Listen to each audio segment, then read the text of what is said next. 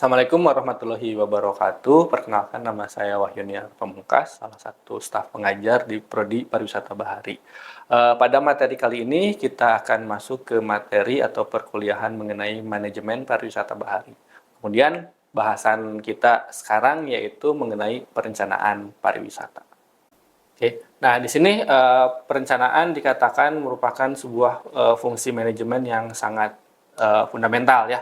Nah, kemudian kegiatannya meliputi apa yang akan dilakukan, kemudian kapan kegiatan itu dilakukan, kemudian siapa yang akan melakukan dan bagaimana kegiatan itu dilakukan. Kemudian dikatakan juga bahwa perencanaan merupakan sekumpulan proses intelektual di mana merumuskan aksi-aksi atau kegiatan-kegiatan untuk mencapai tujuan sebuah organisasi.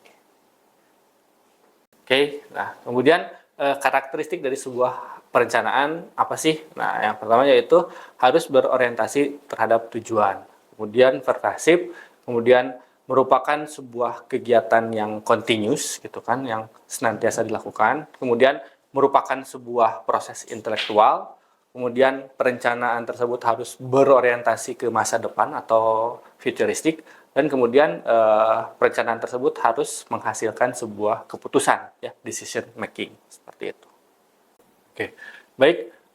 Mengapa sebuah destinasi atau kegiatan pariwisata itu harus direncanakan terlebih dahulu?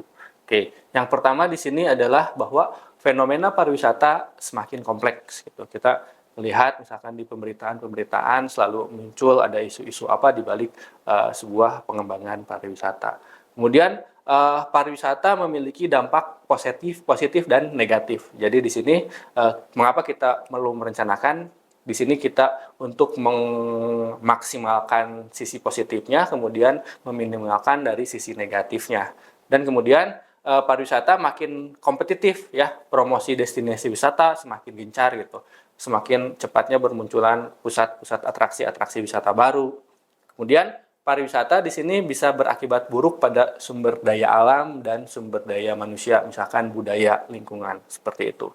Dan kemudian yang terakhir yaitu pariwisata mempengaruhi semua orang dalam komunitas tertentu. Si orang-orang yang yang terlibat di dalam suatu komunitas atau suatu kegiatan pariwisata akan terpengaruh sepenuhnya. Nah, kemudian hal lain, mengapa si pariwisata juga perlu direncanakan? Nah, di sini si pariwisata ini ibarat sebuah produk ya, memiliki sebuah daur hidup atau disebut misalkan di sini tourism life cycle. Jadi misalkan dari mulai tahap eksplorasi, kemudian tahap pengembangan, konsolidasi gitu, kemudian tahap penurunan. Kalau misalkan tidak kita rencanakan gitu kan, ketika penurunan mungkin kita akan melewati fase di mana sebuah atraksi atau sebuah destinasi wisata itu akan kita rejuvenation atau misalkan kita kembangkan seperti itu.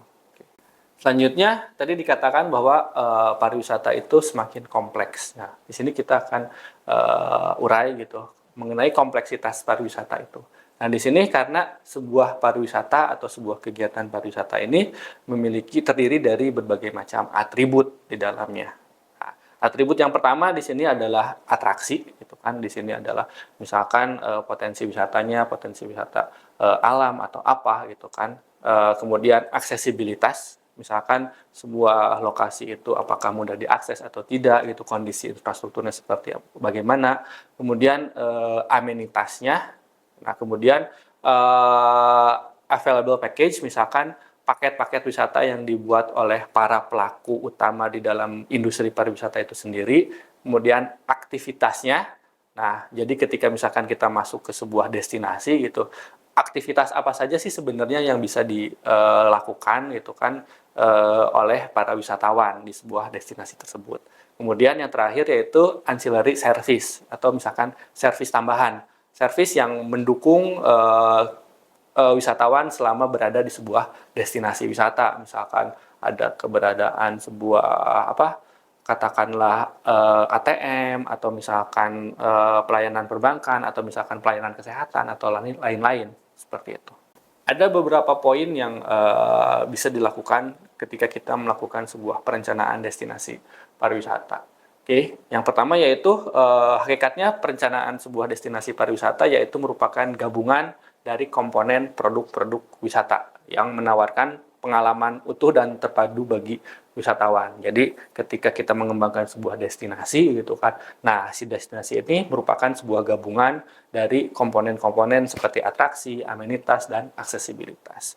Kemudian poin yang kedua yaitu tidak hanya berupa sekumpulan daya tarik wisata dengan satu tema dominan saja, namun bisa juga merupakan keterkaitan secara sinergis daya tarik wisata dengan unsur-unsur pendukung atau penunjang dalam suatu sistem pariwisata. Jadi misalkan kita seperti Pangandaran lah, ada beberapa kawasan wisata, misalkan kawasan wisata yang dominannya yaitu Pantai Pangandaran, tetapi ada kawasan-kawasan atau zona-zona wisata lainnya di sekitar Pantai Pangandaran tersebut.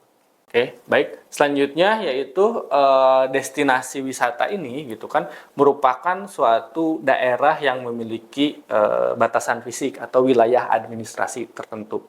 Jadi ketika kita merumuskan suatu pengembangan perencanaan destinasi, kita harus tentukan areanya atau wilayah administrasinya di mana. Nah, kemudian mengutip dari Undang-Undang 10 tahun 2009 tentang kepariwisataan di sini bahwa destinasi adalah kawasan geografis yang berada dalam suatu wilayah administratif yang di dalamnya terdapat daya tarik wisata, fasilitas umum, fasilitas pariwisata, aksesibilitas, serta masyarakat yang saling terkait dan melengkapi untuk mewujudkannya kepariwisataan. Oke, baik. Sebelum merencanakan sebuah destinasi pariwisata gitu, hendaknya kita mengerti mengenai sistem pariwisata. Nah, di sini saya pakai model sederhana dari Leiper gitu kan. Nah, di mana si wisata ini dikelompokkan menjadi 3 region atau 3 daerah. Yang pertama yaitu Tourist Generating Region, kemudian yang kedua yaitu Transit Route Region, kemudian yang terakhir yaitu Tourist Destination Region. Nah, misalkan ketika saya akan melakukan perjalanan ke Pangandaran, berarti misalkan Tourist Generating Region saya adalah misalkan saya di sini orang Bandung, berarti saya dari Bandung. Nah, kita bisa lihat di Bandung itu gitu kan, yang menunjang keberangkatan saya ke Pangandaran itu ada apa? Misalkan angkutannya atau apa. Nah, kemudian selama perjalanan dari Bandung ke Pangandaran, saya akan melewati beberapa tempat. Nah, beberapa tempat itu dikatakan sebagai sebuah transit route region. Nah, di sana kita lihat di transit route region itu ada apa saja. Apakah ada yang menunjang keberangkatan saya ke Pangandaran? Misalkan ada ketersediaan pengisian bahan bakar, atau misalkan bengkel kendaraan, atau misalkan apapun itu. Nah, kemudian kita sampailah di tourist destination region. Nah, di sini berarti kita bicara mengenai Pangandaran. Nah, di sini kita bicara mengenai atraksi apa yang ada di Pangandaran yang membuat saya tertarik dari Bandung datang ke Pangandaran. Kemudian apakah di Pangandaran tersedia fasilitas-fasilitas seperti penginapan atau misalkan jualan cenderamata ataupun apa. Nah, kemudian sampai kita kembali lagi ke Bandung. Seperti itu. Nah, berarti ketika kita sudah mengerti konsep sistem pariwisata tadi, kita bisa implementasikan ke dalam sebuah perencanaan. Baik kita implementasikan dari sisi supply-nya ataupun dari sisi demand-nya.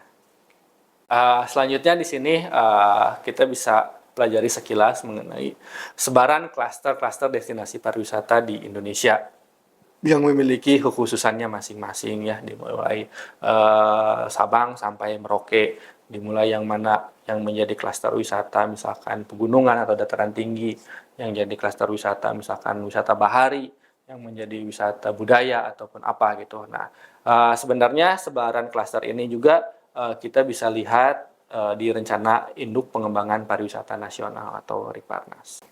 Baik, berikut mengenai manajemen perencanaan destinasi pariwisata yang pertama. Ketemu lagi dengan saya di manajemen pengembangan destinasi pariwisata yang kedua. Oke, terima kasih. Assalamualaikum warahmatullahi wabarakatuh.